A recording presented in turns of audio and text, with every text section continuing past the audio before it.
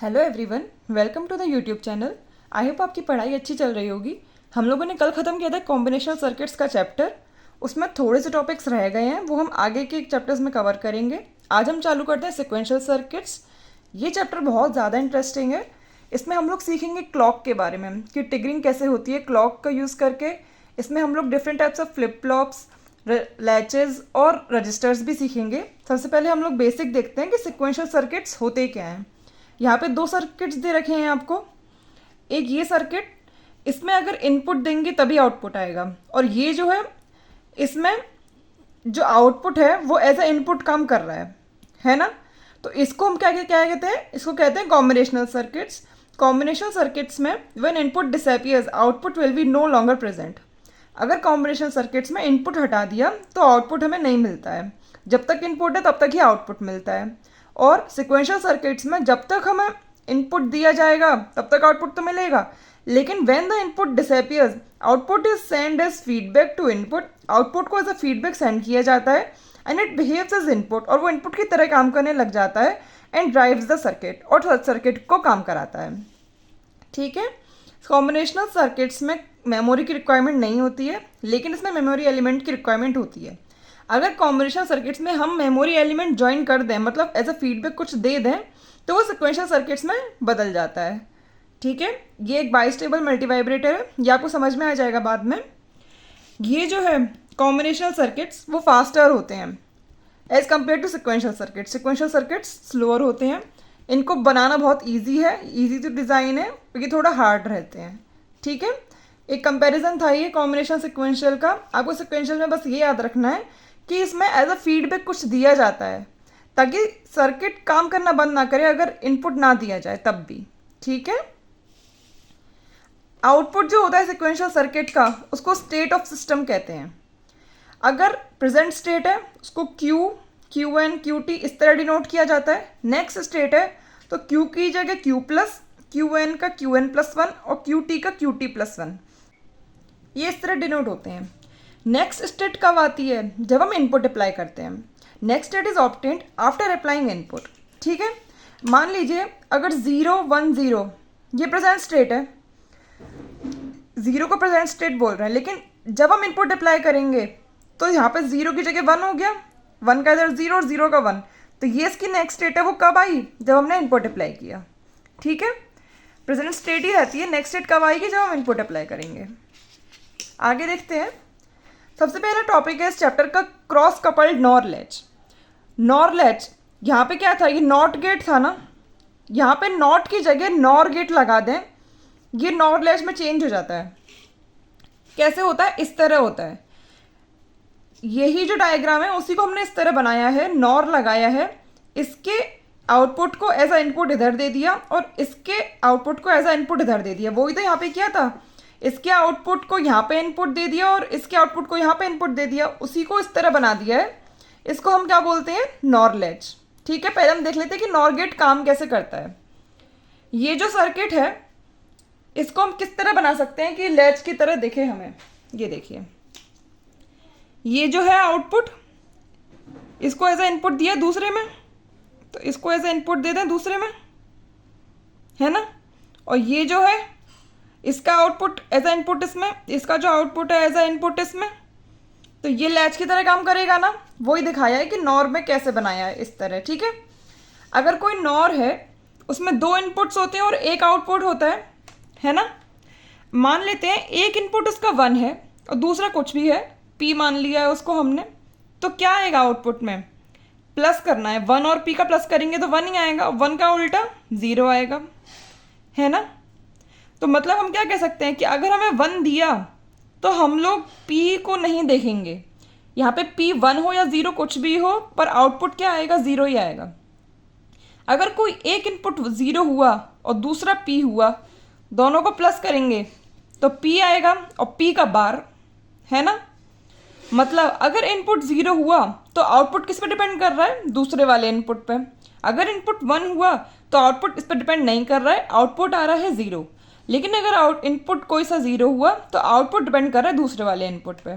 समझ में आ गया ना। तो यही बोल रहा है वो, NOR with 1 give 0 not depending on other inputs.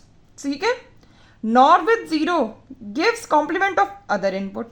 Nor में अगर ज़ीरो इनपुट है तो वो कॉम्प्लीमेंट ऑफ अदर इनपुट देता है, नॉर में अगर वन है तो वो ज़ीरो देता है, not depending on other input कि अदर इनपुट क्या है।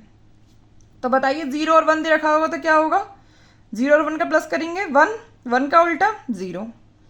मतलब अगर हमें एक इनपुट ज़ीरो दे रखा है तो हम आउटपुट, एक इनपुट वन दे रखा है तो हम आउटपुट को ज़ीरो बोल देंगे, हम लोग ये नहीं देखेंगे दूसरा ज़ीरो है कि नहीं है।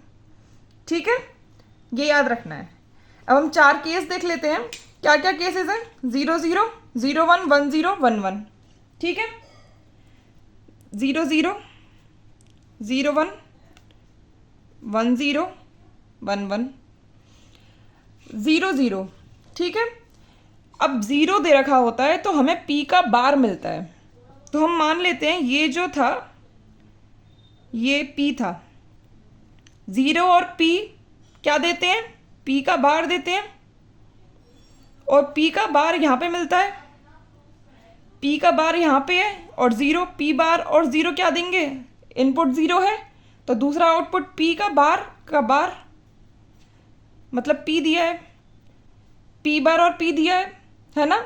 अब मान लो p है यहाँ पे, p यहाँ पे गया फिर से 0 दिया, p बार आ गया, p बार यहाँ पे दिया 0 आया, p आ गया। तो ये p बार और p चेंज हो रहे हैं, नहीं हो रहे, तो एक तरह से ये तो होल्ड हो गया ना। क्यों, अगर हमने 0 0 ही देते रहे तो यहाँ पे p बार ही रहेगा और यहाँ पे p ही रहेगा, ये चेंज ही नहीं होगा। तो इस कंडीशन को हम क्या बोलते हैं, इसको हम बोलते हैं होल्ड। जब हम 0 0 देते हैं तब हम इस कंडीशन को क्या बोलते हैं, होल्ड, मतलब नो चेंज। ठीक है, अगर हमने इनपुट में 0 1 दिया है, अगर 1 है तो हमें स्टेट 1 को देख के आउटपुट में हमें 0 रख देना है। क्यों रख देना है, क्योंकि ये नॉर है और एक इनपुट 1 है तो हमारा आउटपुट 0 आता है। ये 0 उठ के यहाँ पे जाएगा। ठीक है, 0 है ये वाला तो दूसरे का बार हो जाता है, 0 है तो दूसरा 0 का बार मतलब 1, या फिर हम ऐसे भी सॉल्व कर लें 0 + 0 0 और 0 का बार 1, वैसे भी सॉल्व कर सकते हैं। तो यहाँ पे ये आउटपुट हुआ। अगर हमने 0 1 दिया है, 0 1 दिया है तो हमें आउटपुट क्या मिला, इसको बोलते हैं हम Q, इसको बोलते हैं हम Q बार। हमेशा यहाँ पे जो Q होगा उसका कॉम्प्लीमेंट आएगा यहाँ पे, तो इसको हम Q बार बोलते हैं इस वजह से। तो यहाँ पे Q = 1 आ रहा है ना, इसको हम कंडीशन को क्या बोलते हैं, सेट। मतलब हमारा रिजल्ट, मतलब आउटपुट हमारा सेट हो गया है, सेट मतलब 1 हो गया है। अगर हम इनपुट में 0 1 देंगे तो हमारा आउटपुट सेट हो जाएगा, मतलब हमारा Q = 1 आ जाएगा। ठीक है, थर्ड केस देख लेते हैं। अगर हमने 1 0 दिया, 1 देख लेंगे, 1 इनपुट में है तो डायरेक्ट आउटपुट 0 दे देंगे, 0 को इधर उठा के लाएंगे, यहाँ पे 0 आ जाएगा, और 0 और 0 0 + 0 0, 0 का उल्टा 1, मतलब ये तो Q है और ये Q बार है। Q बार क्या होगा, 1, Q बार 1 है, मतलब Q क्या है, 0 है, मतलब क्या हुआ है, रीसेट। इसका मतलब क्या है कि अगर हमने 1 0 देंगे, नॉर लैच में अगर हम इनपुट 1 0 देंगे तो हमारा आउटपुट जो है रीसेट हो जाएगा, मतलब Q = 0 आ जाएगा। Q 0 है तो Q बार तो 1 आएगा ही आएगा। हमें क्या याद रखना है, खाली Q = 0 मतलब रीसेट। ठीक है, अगर हम 1 1 देंगे, 1 मतलब 0, 1 मतलब 0, ये Q है और ये Q बार है। क्या ये कंडीशन ठीक लग रही है कि Q भी 1 हो और Q बार भी 1 हो? ये तो गलत कंडीशन है ना, Q भी 1 और Q बार भी 1, ये तो गलत कंडीशन है। अगर Q 1 है तो Q बार 0 होना चाहिए था, या फिर Q बार 1 है तो Q 0 होना चाहिए था। इस कंडीशन को हम क्या बोलते हैं, इनवैलिड। ये कंडीशन सही नहीं है। क्यों, क्योंकि इसमें Q = Q बार आ रहा है, इसमें Q = Q बार आ रहा है, जो कि गलत है। ठीक है, अगर हम देखें, हमने यहाँ पे नाम दिया था A और B, पर अगर हम B को 1 देते हैं तो हमारा आउटपुट क्या जा रहा है, सेट हो रहा है हमारा आउटपुट। अगर हम B को 1 देते हैं तो हमारा आउटपुट सेट हो रहा है। सेट का S ले लें और B को हम S दे दें, S रख दें B का नाम। अगर हमने यहाँ पे 1 दिया है, मतलब हमने ए को 1 दिया है, ए को 1 दिया हमने, तो हमारा रीसेट हो रहा है, मतलब q इज इक्वल्स टू 0 हो रहा है। तो रीसेट का हम r ले लें और a को हम r दे दें, a को हम r देते हैं और b को हम s दे दें, ये नाम दे दें, तो हमें याद करने में आसानी रहेगी कि अगर 1 0 हुआ, 1 0 तो सेट हो जाएगा, और 1 0 ऐसे हुआ तो वो रीसेट हो जाएगा, 0 0 हुआ तो नो चेंज, और 1 1 ये कंडीशन तो हमारी इनवैलिड है, क्योंकि इसमें q is equals to Q bar आ रहा है, जो कि होता नहीं है। तो हम टेबल बना लें, b और a 0 0 0 1 1 0 1 1, b की जगह हम क्या लिख रहे हैं यहाँ पे s, और a की जगह हम r। अगर s और r 0 0 है मतलब होल्ड, ये याद कर लेंगे, याद हो ही गया। अगर 0 1 1 कहाँ पे है, r पे, r मतलब रीसेट, इसको रीसेट बोलेंगे। 1 0 1 कहाँ पे है, s पर, मतलब सेट, याद हो गया ना s और r से। 1 1 मतलब इनवैलिड। ये क्यों इनवैलिड आया था, क्योंकि यहाँ पे q is equals to Q bar आया था, यहाँ पे q इज इक्वल्स टू 1 आया था, यहाँ पे q इज इक्वल्स टू 0 आया था, ठीक है। और यहाँ पे जो भी q है वो चेंज नहीं होगा, या फिर जो भी q बार है वो चेंज नहीं होगा, ठीक है। ये वाली कंडीशन भी बहुत यूजफुल है होल्ड करने के लिए। आगे देखते हैं,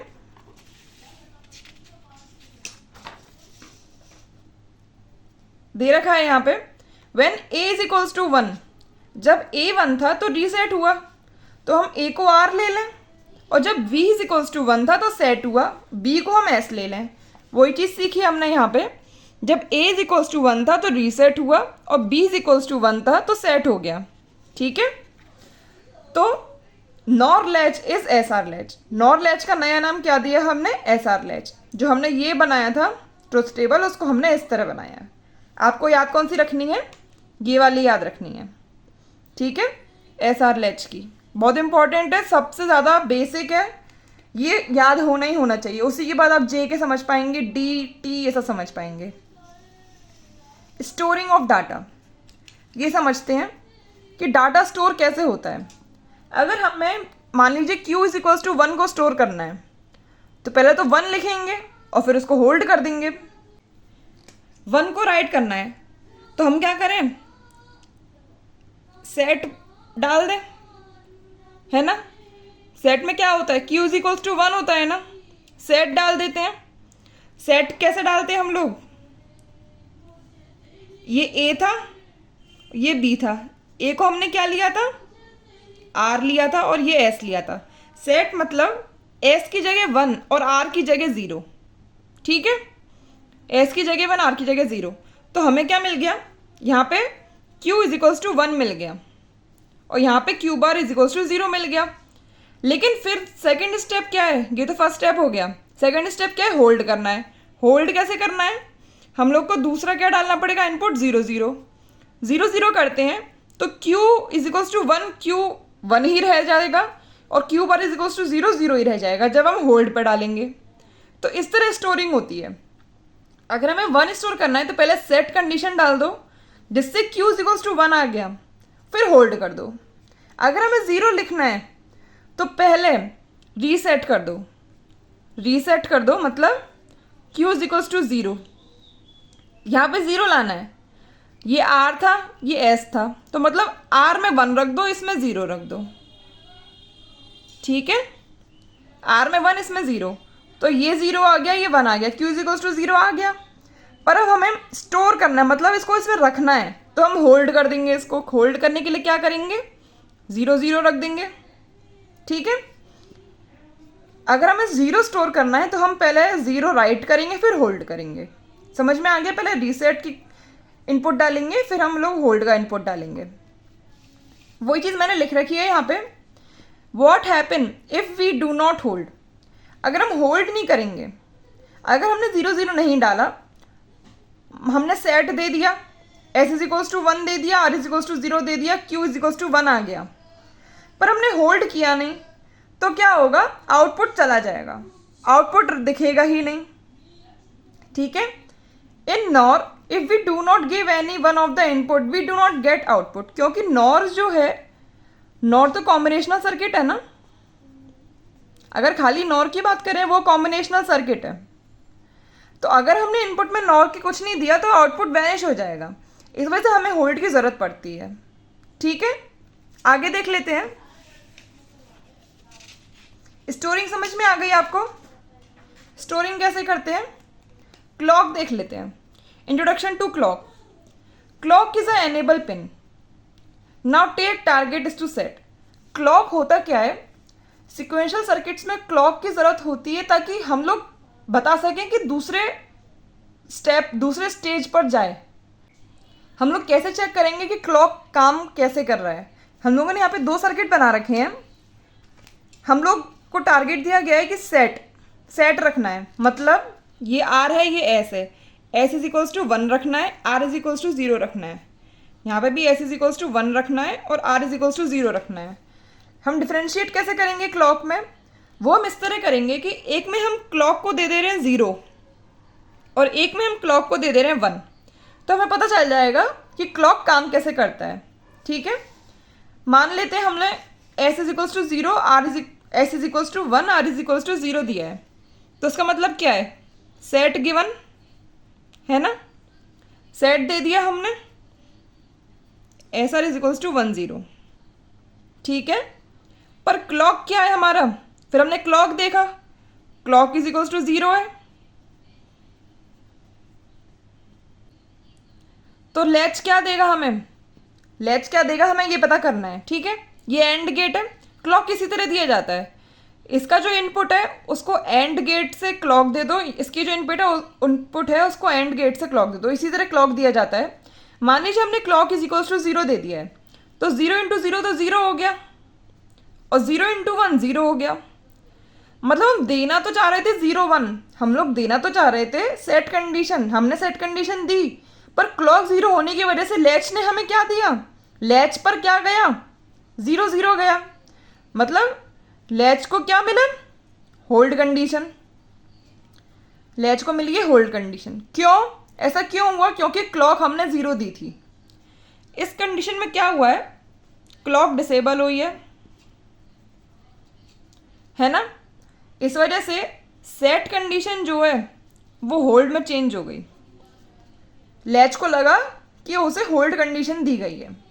अब मान लेते हैं हमने क्लॉक इज इक्वल्स टू 1 दे दिया है, एस इज इक्वल्स टू 1 है, क्लॉक इज इक्वल्स टू 1 है, तो 1 इंटू 1 1 हुआ और 0 इंटू 1 0 हुआ। हमने यहाँ पे क्या दिया? सेट दिया था, S R is equals to 1 0 दिया था। क्लॉक क्या दिया था यहाँ पे? हमने क्लॉक 1 दिया था। तो लैच को क्या मिला?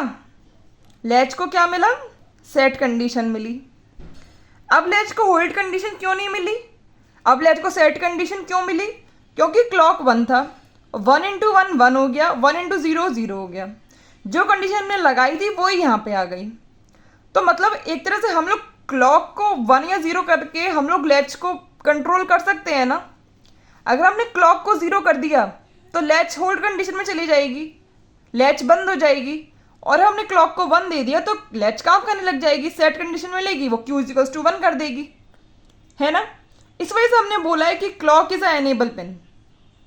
अगर क्लॉक 0 हो गई तो लैच 0 0 हो जाएगा, लैच होल्ड में चला जाएगा, जो भी था आउटपुट में वो ही रह जाएगा। अगर क्लॉक 0 हुई तो जो भी आउटपुट था वही होल्ड रहेगा, वही रहेगा। अगर क्लॉक 1 हुई तभी आउटपुट्स चेंज होंगे, जैसा इनपुट दिया है वैसा ही आउटपुट मिलेगा अगर क्लॉक 1 है। कहने का क्या मतलब है कि क्लॉक 1 होगा तभी लैच काम करेगा, अगर क्लॉक 0 हुआ तो वो होल्ड कंडीशन में चला जाएगा। ठीक है, तो मतलब होल्ड, अगर हमें होल्ड करना है तो हमें 0 0 देने की ज़रूरत नहीं है, हमें बस क्या कर देना है? क्लॉक को 0 कर देना है, तो वो पूरा लैच क्या चला जाता है? होल्ड कंडीशन में चला जाता है। ठीक है, समझ में आ गया? क्लॉक समझ में आ गई? क्लॉक दी इस तरह जाती है, क्लॉक 1 होता है तभी लैच काम करता है, क्लॉक 0 होता है तो लैच काम नहीं करता है, लैच होल्ड कंडीशन में चला जाता है। ठीक है, नीचे लिखा हुआ है क्या एडवांटेज है क्लॉक का? कि अगर हमें होल्ड करना हो तो क्लॉक को 0 दे दो। क्लॉक की ज़रूरत है, अगर क्लॉक 1 होगा तभी लैच काम करेगा, 0 होगा तो लैच होल्ड में चला जाएगा। ठीक है, आगे हम लोग देखेंगे S R, clogged S R latch, D और जे के टी, ये सब देखेंगे। और हम देखेंगे कि क्लॉक में 2 तरह की ट्रिगरिंग होती है, एज ट्रिगर्ड और लेवल ट्रिगर्ड। वो होता क्या है, वो किस तरह काम करता है। ठीक है, थैंक यू।